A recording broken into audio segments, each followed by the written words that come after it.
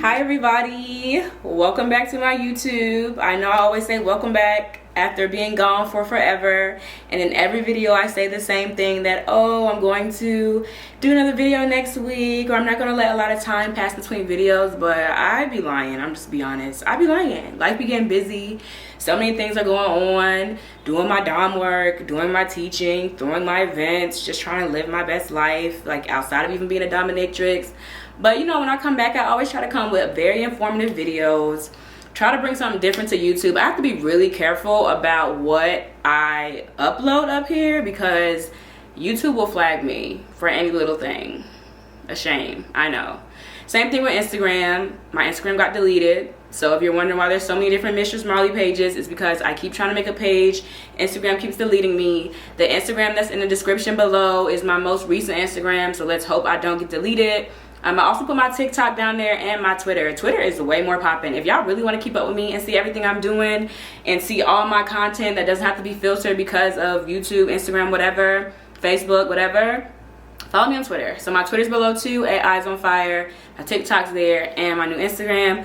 Also the links to where to learn from me. I'm always getting messages of, how do I learn? What do I do? How can I get into this? You can learn from me at the Patreon link below. So anyway, I wanted to do this video only because, like, when I'm on social media, especially in my field, I see so many different misconceptions of what a financial dominatrix is, what findom is, what financial domination is, all of that. So like, I am always seeing so many different comments. A lot of the comments are lies. A lot of them are things that definitely aren't true, which would be the same thing as lies. Okay, anyway. So a lot of people just really don't know what findom is, what it entails. So there's a lot of ignorance around it. Some people are like, oh, findom is fake. It's definitely not fake. I'm a living testament to that. So this is just going to be some of the misconceptions of findom. So let's get into it.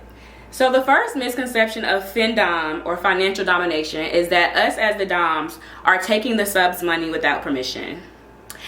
I don't see how that can happen, seeing that the subs physically have to go on their money apps and send to us, and they have multiple times to not send the money to us. So it's definitely very consensual. Before money is sent, sometimes if it's not anonymous, there's always a conversation beforehand, like, you know, I want to send this money, can you drain me? This is the amount I can send. You'll have some subs that will tell you their limit, and as the dom, you know, you have to make sure it's all consensual. You have to agree to those limits. You have to know why those limits are there. Yes, it's okay to challenge those limits also, but please remember that they are limits. So the number one misconception is that we are making grown men, because they're grown men, we're making grown men send us money against their will. And that's not true at all. So let's just go ahead and get that one out of the way. The next misconception is that in order to be a findom, you have to be willing to send back nude photos to the person that sends you money. No. So the biggest thing in findom is all about getting money just for existing, being sent Cash App, Zelle, Venmo, Google Pay, PayPal, whatever it is, just for existing, just for having pictures, just for being bombed, just for being you, just for being dominant, just for being whatever that the sub is into. That's why they send you money. Most fin subs, the ones that do it the right way, they don't expect the session, they don't expect nudity, they don't even expect you to give them all your time. So usually it's just for existing. Yes, there are instances where, you know, subs will send money. You might do a Skype session, you might do some humiliation online, you might do some type of online domination, but that gets into femdom, which is F-E-M-D-O-M. I put it on the screen. Femdom. That gets into femdom, where it's more female-led domination, where you're getting more into the physicality of the kinks, or the psychological kinks, or the things that are being done online or even in person. Sometimes you might have to do a session in person if you're comfortable with that.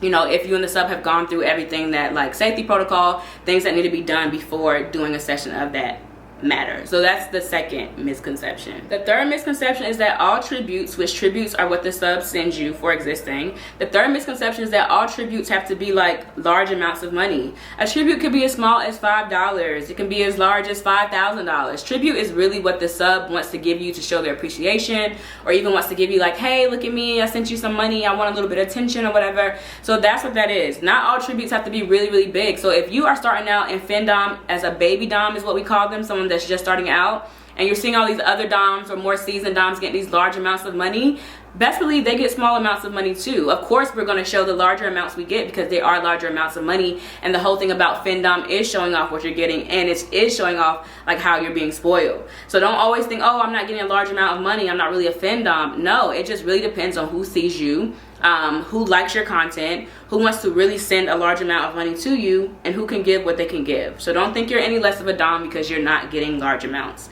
Different subs like different things, and different subs have different amounts of money that they can send. The final misconception I'm going to go over is that you have to be a certain size or a certain race or a certain look to be a findom. Not at all. This misconception can be debunked by just going on Twitter and typing in findom in the search, and you will see so many different types of doms, different races, different orientations, different sizes, all types of things. One of the biggest questions I get is that, like, how can I do findom when I'm a BBW? You do it like everybody else. You create your content, you find your niche, you really stick to what you're doing, you're really active in being a findom. A lot of my dom friends, one of my dom best friends is BBW. So a lot of my dom friends are BBW or put themselves in that BBW category.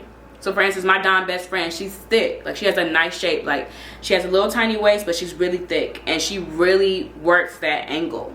So it's just really about, you know, finding your niche.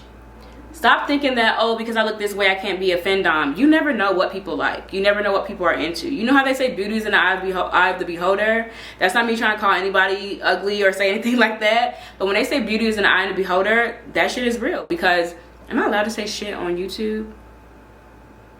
Anyway, it's real because so many people are into so many different things, especially in the BDSM world. Like, BDSM is so diverse and so inclusive. That's really why I love this world. Like, you can be any type of person. Like, when I first came into findom, I thought I was gonna have a problem because I'm dark skinned, but I did not have that problem. I was able to really tap into my niche. I was really to tap into reparations, as you can see, my favorite paddle.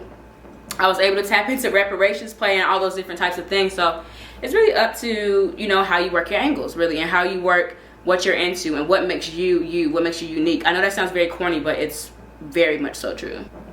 So yeah, that's all the misconceptions I'm gonna go over today. So if you see anybody else on the internet spilling these misconceptions, you know, step up a little bit and be like, hey, Mrs. Marley said this isn't true, or you need to watch this video because this misconception is a lie. I'm telling y'all. People will speak on what they don't understand. That's just how life is. I have to explain my life all the time to people. I don't mind it because I love my life and what I do, but people will have those misconceptions. So like I said, all my links are below. You can subscribe to all of them, follow, whatever. Hopefully YouTube doesn't delete this video. I don't think I did anything bad in this video. You can learn from me at patreon.com/sexcademy. I will link that also. Of course, it's only $5 a month. Come on. So yeah, thank you guys so much for watching this video again. I'm not even gonna lie and say that I'll have another video soon, but we'll see. Maybe I might surprise everybody. Bye. Remember to be dominant and kill this shit.